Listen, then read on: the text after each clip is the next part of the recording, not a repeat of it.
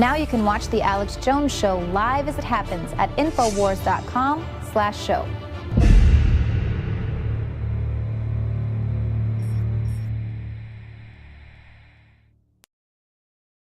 Well, his latest book is DemoCRIPS and ReBLOODlicans, bestseller. We sell all of his books at InfoWarsStore.com. And giving viewers a first look, here's the new cover of what's coming out in October, and I really like it. They killed our president. And it goes over 63 facts that prove a conspiracy to kill JFK. This is the 50th anniversary. They've said no one allowed in the big park at Dealey Plaza but people that agree with the official story for the first time. So I'm going to be there with thousands demonstrating for the First Amendment. And I've invited Jesse Ventura to be there with us. He is considering it. And Gov, you've been gone about 5-6 months. It's great to have you back. Thanks for coming on with us. Thanks, Alex. Great to be here. I'll tell you, I enjoyed my time in Mexico. I didn't watch television from January 2nd until about a couple weeks ago. I've seen you when you get back from Mexico. You look 10 years younger.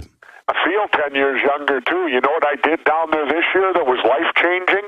What was that? I went to, my wife and I, we took a 500-mile trip to this lagoon, and you got to go about 100 miles off the main road through this rough road to get there. And the Mexicans in a small boat took us out into this lagoon, and the gray whales will come up to you, and you can sit in the boat and actually physically touch them. Wow. And mothers bring up their babies, and they actually lift them up. And I actually put my hands inside the whale's mouth and scratched their gums. You told me you were going to break a life-changing event here on air. That is amazing. I'll tell you, Alex, I can't describe. And when you look into their eyes, you see nothing but intelligence. And again, they approach you. You don't go to them. You go out there, and then they will come up to you. In this lagoon, there must have been at least 30 of them. That is just magic. Can you believe people ever hunted those? Well, I'll tell you, I was so moved. I thought with my old frogman experience, I was ready to join those guys that go disable the ships that kill them, because I got trained by the best. I know how to disable ships. That ain't a problem.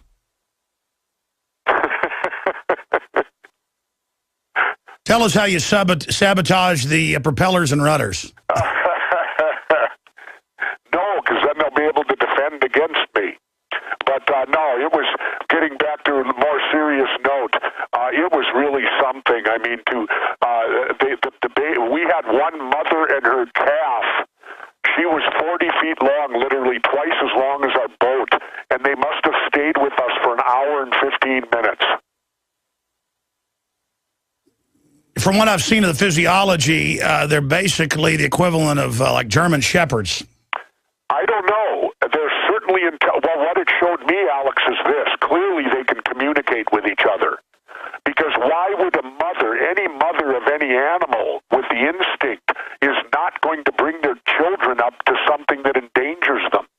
So clearly they know, in this particular lagoon with the Mexicans, they know they're in no danger. And it was unique for me because I never felt any danger or any fear.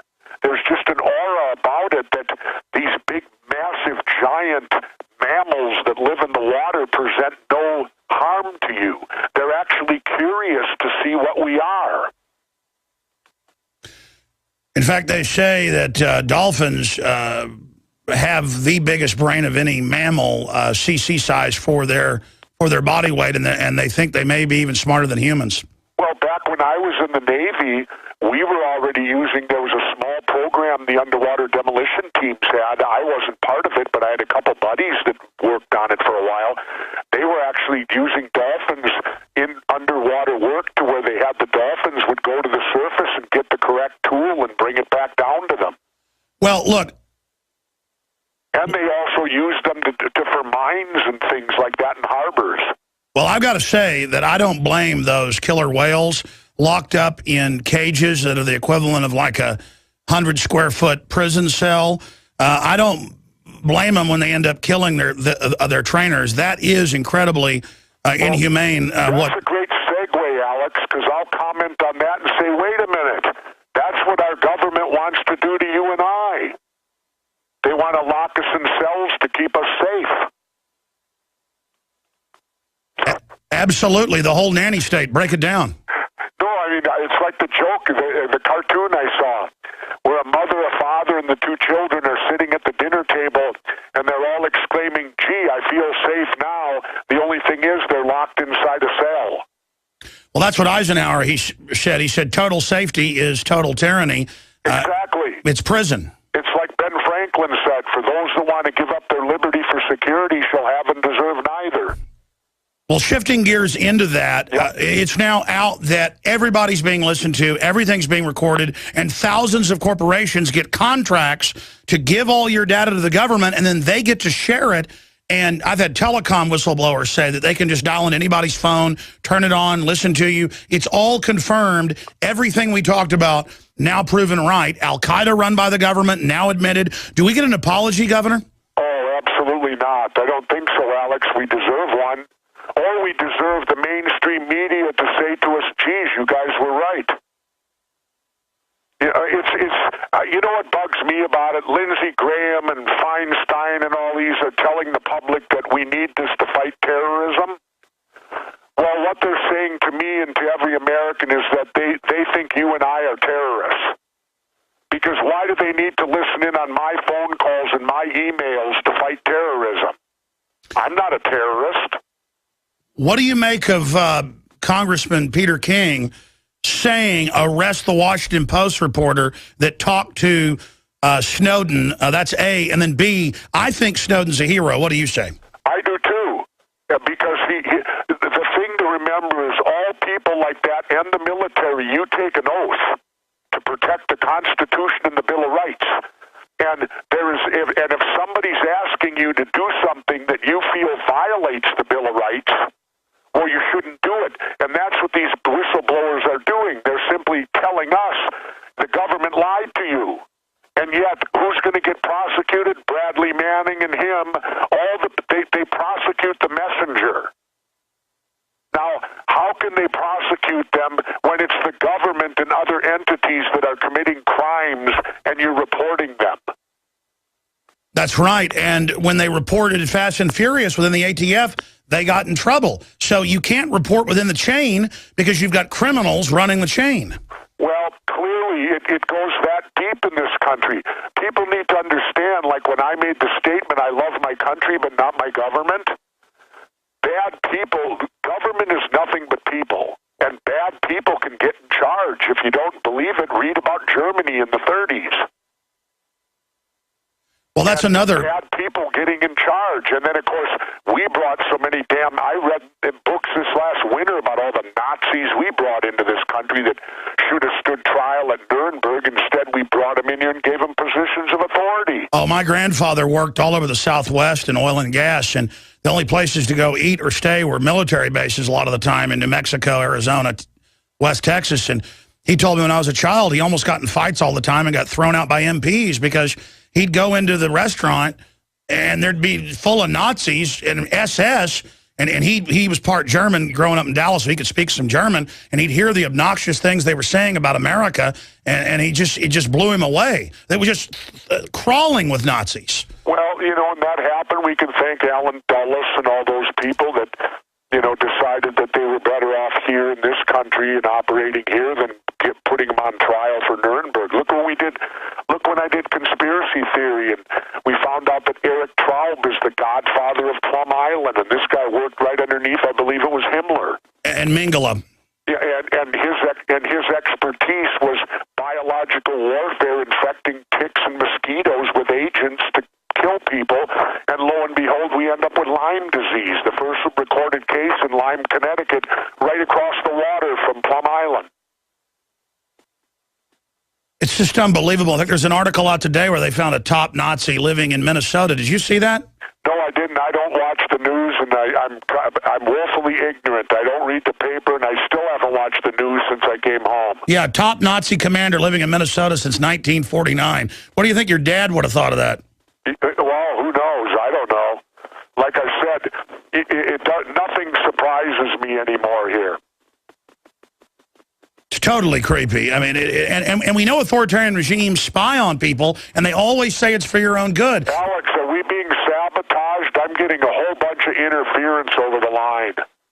I did just hear some of that. I'm not hearing you clearly now. Okay, Governor, we're gonna call you back and to reconnect. Okay. Okay, I'm gonna hang up. Call me back. All right, call him back. Actually, I got a call by a very famous spy yesterday going, Alex, we're monitoring you. Everything's fine, Alex. Because we were just talking about him. The phone rings, and he goes, yes, we're monitoring you, Alex.